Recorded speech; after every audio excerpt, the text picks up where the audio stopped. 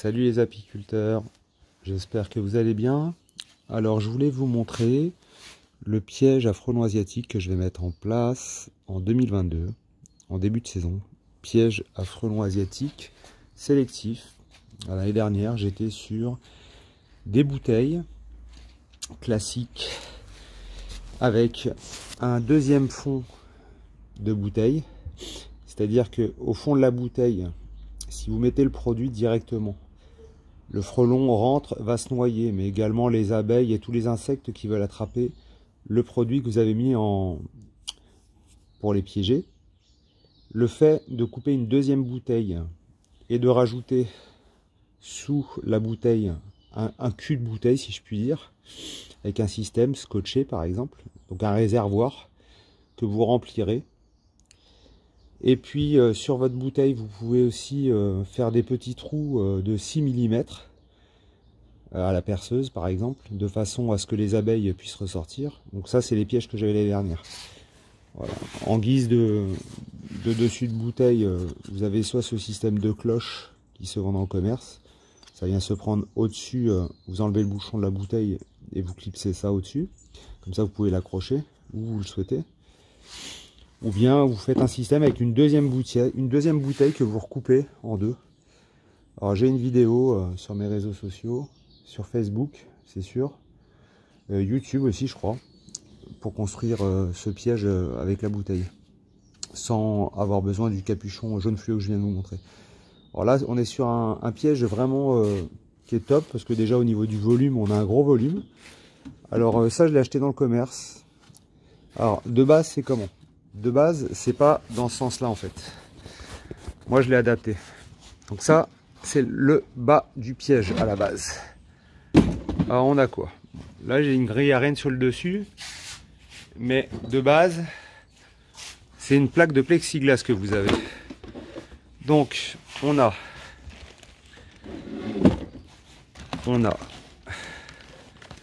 juste là, on a deux fentes qui vont permettre de sortir la grille à rennes, voilà, de la faire coulisser. À la base, c'était la plaque plexi que je ne me sers plus pour l'instant.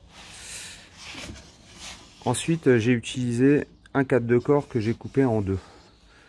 Là, je l'ai utilisé uniquement pour faire une butée. En fait, j'étais pas obligé de faire ce retour d'angle. Après, vous faites comme vous voulez. Moi, j'ai utilisé voilà juste une butée d'arrêt. Ça va permettre d'arrêter la grille d'une part. Parce que moi j'utilise retourner le piège, je vais vous montrer, sur une O7. Ça va permettre que là il n'y ait pas un jour. Parce que si vous posez, donc si on oublie cette butée, et cet angle, et que vous posez à l'envers le piège, que ce soit sur une O7 ou sur une plaque, qu'est-ce qui se passe? Ça laisse en fait un jour. Je vous montre. Donc là forcément il y a la réglette. Voilà. Et si c'était posé sans cette petite butée, vous voyez que la grille à rennes, il y a 1,5 cm il y a un rainurage donc d'1,5 cm d'épaisseur là, ce qui fait que ça laisserait un jour là. Donc voilà, ça c'est une chose. Comme ça obture complètement. Et puis j'ai utilisé l'autre morceau du cadre de corps là, pareil en angle, ça fait une butée en fait sur la O7, c'est fixé sur la O7. Donc ça vient stopper en fait la course du piège. Donc le piège il est à l'envers. De ce côté-là, on a un cône classique pour laisser rentrer le frelon asiatique. Voilà. Et qui ne ressortent pas. D'ailleurs, j'ai vu qu'il y en avait des plus grands, des cônes. Peut-être que dans le futur, je ferai évoluer ça aussi. Voilà. Donc on a aussi une grille là, qui permet de laisser ressortir les abeilles. Ensuite, de ce côté, on a une grille à rennes aussi, qui permet de laisser sortir les abeilles. Voilà.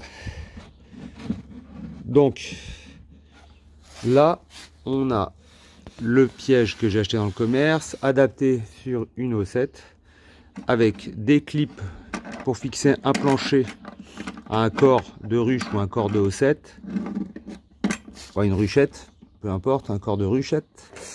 Voilà.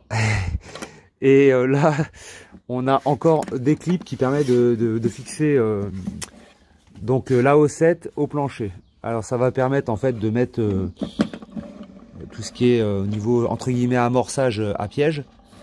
Donc selon la saison, hein, là ça va être du sucré sur le début de saison parce que la fondatrice elle sort de diapause et il faut qu'elle fasse le plein de glucides. Voilà, il faut qu'elle fasse une recharge glucidique en gros, de façon à pouvoir se mettre bien dans le nid et puis pondre comme il faut. Alors là, donc moi j'ai mis une grille à reine à la place, mais j'ai pas envie que les abeilles non plus quand elles rentrent elles descendent et qu'elles se nourrissent moi je mets du sirop de cassis là pour le sucré, donc je rajoute une moustiquière, voilà, comme ça pour recharger je mets mes appâts dedans, je rajoute ma moustiquière et je repose par dessus mon piège. En bas j'ai obturé avec une petite réglette en bois, voilà, et de ce côté là j'ai mis une porte à l'envers.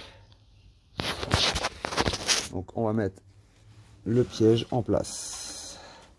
Si j'y arrive d'une main, mais normalement ça devrait le faire. Ça devrait le faire. Ou pas, on verra. Alors. Ah c'est pas simple, hein, ça glisse. Hein. Alors. Bon. Ouais, ça glisse. Ça glisse. Hop là, on recommence.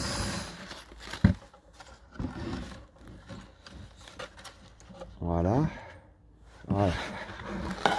Je vais venir me mettre sur la moustiquière et qu'il y a un contact entre le piège et la houssette. Allez, à plus, salut Zapi. Ouais, salut les Zapis. Je vous montre la mise en place de mon piège de anti-frelon asiatique, piège de frelon asiatique. Donc là j'ai mis un pot en verre qui m'avait servi, je crois qu'il y avait eu de la cire dedans. Voilà. J'ai mis du sirop de cassis et de la bière. J'ai même essayé de la bière blanche, tiens, que moi j'aime pas. Sacrilège. Je préfère la blonde. Et donc on va voir ce que ça donne. Voilà. On va remettre la petite moustiquière. Hop là, qu'à glisser. Très pratique à mettre d'une main. Voilà. Que du bonheur. Et puis on va remettre hop, le dessus du piège dessus. Allez, à plus. Je vous dirai si ça a donné des résultats. On est toujours le 2 mars.